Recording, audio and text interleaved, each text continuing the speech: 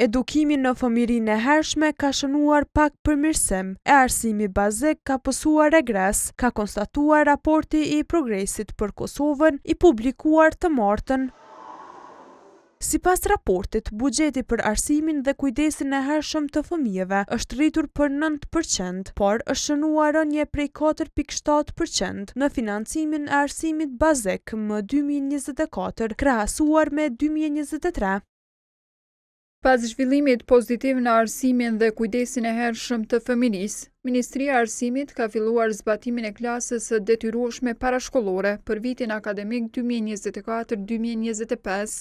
Edhe pse Kosova po bën përpjekje për të përmirësuar cilësinë e arsimit bazë parauniversitar, zbatimi i strategjisë së arsimit të Kosovës për vitet 2022-2026 mbetet prapa. Financimi për arsimin bazë publik vazhdon të ulët, duke rënë me 4.7% nga viti 2023 në vitin 2024. Njohësi çështjeve të arsimit Xhavit Rexhaj vlerëson se këto rezultate janë pasojë drejt për drejt e nivelit të investimeve. Prioritetet e një qeverie, një ministrie tregohen me mjetët që vendosen në atë sektor ose në atë nën sektor.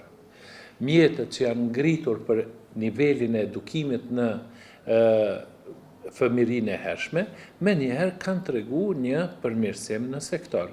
Rënja e investimit në basic education, në edukimin fillor, që bjen shkolla fillore edhe mesme ullët, bjen mjetët, bjen investime, bjen programet, normal që do të shprehet edhe në rënjën e nivelit.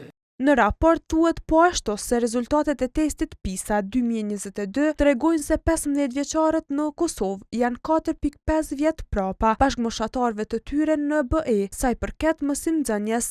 Rexhaj thot se pas këtij raporti, Ministria e Arsimit duhet të ndërmarrë hapa konkret.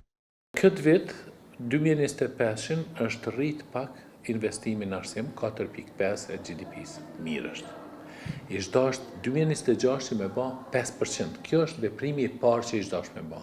E dyta, në vend të planifikimit sa për sy e faqet që po bëhet përmes planeve strategjike që është 2022-2026, të bëhen programe konkrete për nën sektor ose për segmente të arsimit. Për shembull, programi për reformimin e shkollës.